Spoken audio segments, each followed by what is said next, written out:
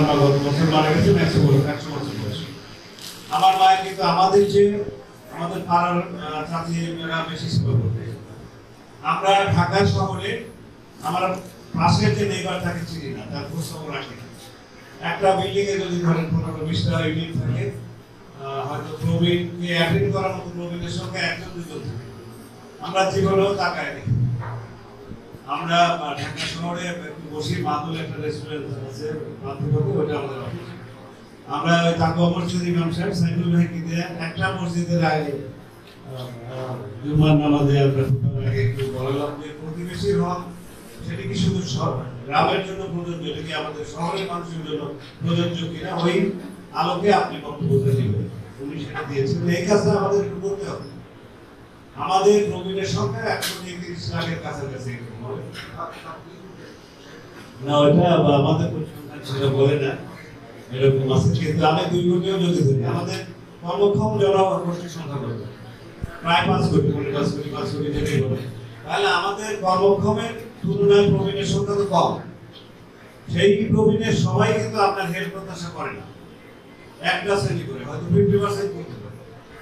আমরা অফিসার্স ক্লাবে একটা প্রোগ্রামে বসলাম, বসে আমাদের সেক্রেটারি সাহেবকে বললাম যে তোমার এখানে 2000 প্রবীণ আছে, 60+। এর মধ্যে হয়তো 200 বা 300 অ্যাসিস্ট্যান্ট দরকার বাড়িতে থেকে। এই সেবাটা তো আমরা ইজিলি দিতে পারি। এটা খুব বড় কাজ না। আমরা ওই 2019 সালে ডাটাবেসটা করে আমরা সিদ্ধান্ত নিলাম যে আমরা ফ্যামিলিতে দেখে স্বাস্থ্য সেবাটা করি।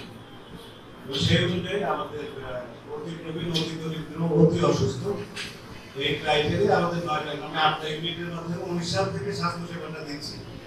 এই স্বাস্থ্য সেবার মডেল হলে একটা গ্রামে একটা কমিটি থাকবে, ওই কমিটির যারা সক্ষম সচ্ছল তারা টাকা দিবে, ওই টাকা দিয়ে ওই গ্রামের যারা অসচ্ছল লক্ষণ তাদেরকে স্বাস্থ্য সেবাটা দিতে হবে।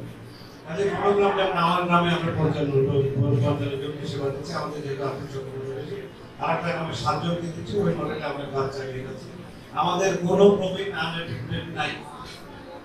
আমরা 200 জনকে কার্ড দিয়ে সেবা দিচ্ছি। 200 বাইরে যার যখন সমস্যা হয় আমরা আসলে অ্যাটেন্ড করি, এবং এই টাকাটা মূলত যারা প্রবাসী এবং গ্রামের বাইরে থেকে তারা এসে আপনারা যদি আমাদের সিরাজগঞ্জের একটা বলেছেন, ওনারা কাজ করছেন, অনেকেই কাজ করছে, যাদের ওই এলাকায় বাড়ি, আমাদের মডেলটা আপনারা দেখে আসতে পারেন। আমরা একটা ছোট্ট জেনেটিক সেন্টার চালু করেছি, স্যারকে দেখালাম। এটা আমরা আসলে যেহেতু আমি নন ডক্টর, আমি অবশ্যই হেলথের সেবাটা দেওয়া মূলত উদ্দেশ্য, কিন্তু ডাক্তারের গ্যারান্টি আমি দিতে পারবো না। এই জন্য ডাক্তারের বাইরে মেন্টাল হেলথের যে অংশটা, কারণ মেন্টাল হেলথ একটা বড় চ্যালেঞ্জ।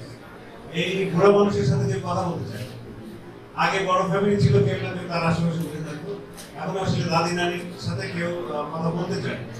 এই জায়গায় আমাদের মূল চিকিৎসকদের যেটা বলা আছে যে তুমি যাবা, হাত ধরে আধা ঘন্টা বসে থাকো, বসে থেকে তারপরে, আর আমরা ওদের সামান্য হাতে দিই 50 টাকা, কিন্তু ওদের কাছ থেকে যেহেতু আমরা ওষুধটা কিনি, সেই জন্য ওরা ওই সেবাটা দেয়। আমি এবারে ফেসবুকে একটা স্ট্যাটাস বলেছিলাম, সেটা হলো আমরা যারা বাড়ি যাব প্রত্যেকেই মুরব্বীর তালিকা করে 2-4 জন মুরব্বীর হাত ধরে বসে থাকবো, এবং আসার সময় ওই হাতটা আপনার মাথা বুলিয়ে দিয়ে এই কাজটা একটু আমাদের করতে হবে। সমস্যা আমরা সবাই জানি, এবং কার কি করণীয়।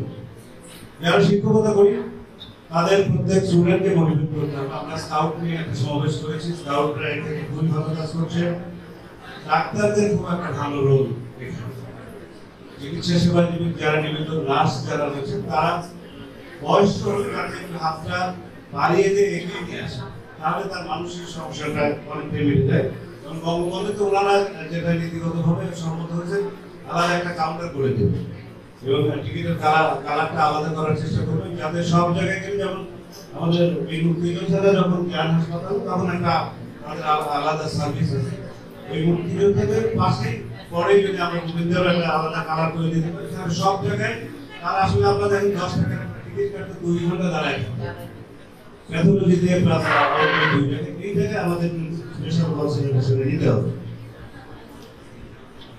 আমাদের প্রত্যেকেরই এই ক্ষেত্রে দায় রয়েছে। এখানে আমরা অনেকেই রয়েছে সরাসরি কাজ করছি, এখানে পরোক্ষভাবে কাজ করছি।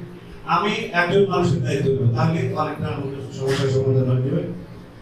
গত সপ্তাহের আগের সপ্তাহে আমরা কক্সবাজার একটা প্রোগ্রাম করেছিলাম, সিপার্টে আমরা একটু বসেছিলাম। এই বড় বড় হোটেলগুলোর কি করণীয়, তারা কি ভূমিকা পালন করবে।